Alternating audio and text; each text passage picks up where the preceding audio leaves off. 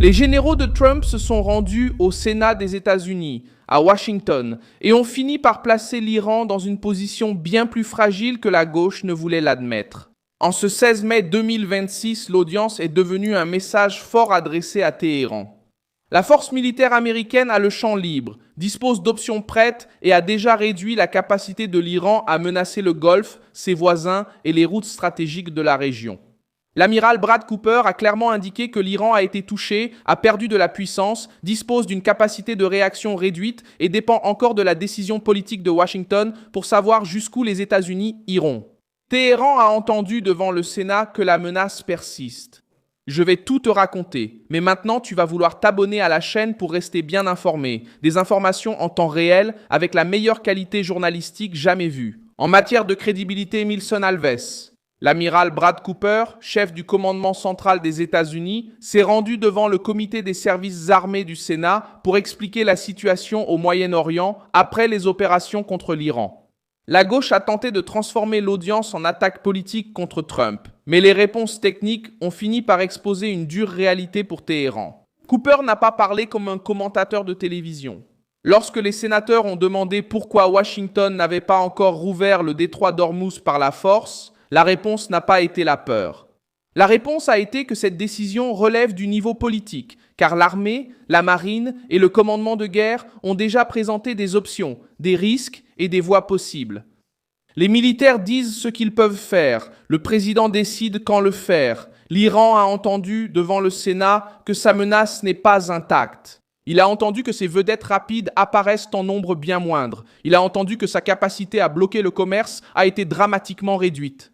Il a entendu qu'il existe des plans d'urgence prêts, et il a entendu cela alors que Trump fait pression diplomatiquement sur la Chine et exige que le détroit d'Ormuz soit rouvert. La partie la plus sensible est venue lorsque Cooper a parlé de l'opération Fureur épique. Dans la déclaration écrite envoyée au Sénat, le commandant a déclaré que, en moins de 40 jours de grandes opérations de combat, les forces du commandement central ont démantelé. Ce que l'Iran a mis 4 décennies et des dizaines de milliards de dollars à construire. Le texte dit aussi que l'Iran n'est plus capable de projeter sa puissance dans la région comme auparavant, ni de menacer les États-Unis et leurs partenaires au même niveau qu'avant. C'est ce point que le récit anti-Trump essaie de cacher. CBS a rapporté que Cooper a déclaré aux sénateurs que l'opération Fureur épique avait endommagé ou détruit plus de 85% de la base industrielle des missiles balistiques, des drones et de la marine de l'Iran, avec plus de 1450 frappes contre l'installation. Le reportage a également noté l'évaluation selon laquelle il faudrait une génération à l'Iran pour reconstruire sa marine. L'audience a également placé le détroit d'Ormuz au centre de la pression. Ce qui s'est passé était simple. Des sénateurs ont tenté de coincer Cooper en lui demandant si les États-Unis avaient la capacité d'ouvrir le passage. Le commandant n'a pas révélé le plan militaire en public. Ce serait irresponsable, mais il a clairement indiqué qu'un large éventail de plans d'urgence avait été préparé.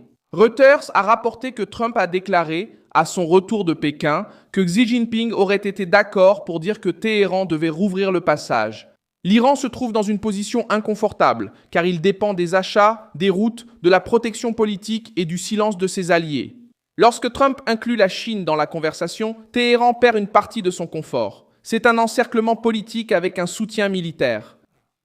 La question sur les morts est également apparue comme une tentative de déstabilisation. Lors de l'audience, les sénateurs démocrates ont tenté de faire pression sur Cooper au sujet des accusations d'attaque contre des écoles et des hôpitaux. L'amiral a répondu que les opérations ont été menées conformément aux droits des conflits armés. Il a déclaré qu'il n'y avait aucune indication corroborée concernant certaines allégations publiques et a mentionné une enquête en cours sur les victimes civiles. Dans le cadre plus large de la guerre, Reuters a rapporté des milliers de morts en Iran et au Liban, mais l'audience elle-même n'a pas présenté de chiffres officiels. Un bilan définitif des morts lié au point central concernant le détroit d'Ormuz. Cette différence est importante. Une chose, c'est que la guerre a un coût humain, ce qui est toujours grave. C'en est une autre d'utiliser des questions politiques pour essayer de faire oublier le principal fait militaire. L'Iran a été touché, a perdu de la capacité et négocie maintenant sous pression. La gauche voulait transformer la séance en procès contre Trump. Ce qui est apparu, c'est le commandant disant que l'Iran, désormais, n'arrive plus à faire ce qu'il faisait avant. Un autre détail est passé inaperçu. Cooper a affirmé que l'Iran n'arrive plus à transférer des armes et des ressources de la même manière au Hezbollah et des milices en Irak. Cela affaiblit le réseau que Téhéran a utilisé pendant des années pour attaquer sans apparaître directement. Le témoignage écrit du commandement central indique que ces groupes constituaient la colonne vertébrale du réseau de menaces et que les routes et méthodes de transfert ont été coupées. C'est une conséquence énorme pour Israël, pour les alliés des États-Unis dans le Golfe et pour la sécurité américaine. L'Iran a toujours misé sur les milices, les drones, les missiles et la guerre par procuration pour saigner ses ennemis sans en assumer le coût direct. Maintenant, selon le commandement militaire américain lui-même, cette structure a été brisée à des points importants. Ce n'est pas le discours de campagne de Trump, c'est l'évaluation du commandement qui mène la guerre. Des sénateurs ont également tenté de ramener la discussion vers la Chine et la Russie.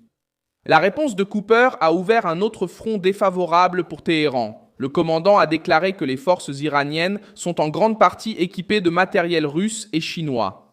Cela permet à Trump de traiter l'Iran comme faisant partie d'un bloc hostile plus large, lié à des régimes qui défient les États-Unis. Au lieu d'isoler Téhéran, l'audience a renforcé l'argument selon lequel la pression contre l'Iran sert également à freiner l'avancée de Pékin et de Moscou au Moyen-Orient. L'Afrique s'est invitée dans l'audition par un autre biais. Le général Dagvin Anderson du commandement pour l'Afrique a parlé de la menace terroriste au Sahel, du manque de renseignements suffisants et de la nécessité de nouveaux niveaux de surveillance, y compris avec la technologie et l'intelligence artificielle. Le commandement pour l'Afrique lui-même informe officiellement que sa mission est de combattre les acteurs malveillants et les menaces transnationales aux côtés de partenaires et d'alliés, ainsi que de renforcer les forces africaines et de protéger les intérêts des États-Unis. Actuellement, il s'agit d'une série de pressions. Donald Trump retient la décision politique concernant le détroit d'Ormuz, maintient le blocus contre l'Iran, fait pression sur Téhéran pour un accord, implique la Chine dans la discussion et laisse les militaires acter que le régime a déjà perdu sa capacité réelle. Le Sénat a tenté de créer une scène d'humiliation contre Donald Trump, mais a fini par offrir au monde une confirmation publique. Les généraux savent qu'il existe une option militaire. L'Iran sait que cette option existe, et la décision finale est entre les mains du président.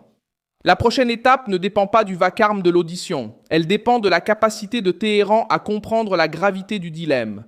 Soit il accepte de négocier avec moins de pouvoir qu'auparavant, soit il continue de tester la Maison-Blanche qui a déjà montré sa volonté de frapper, de bloquer et d'exposer ses faiblesses devant le monde.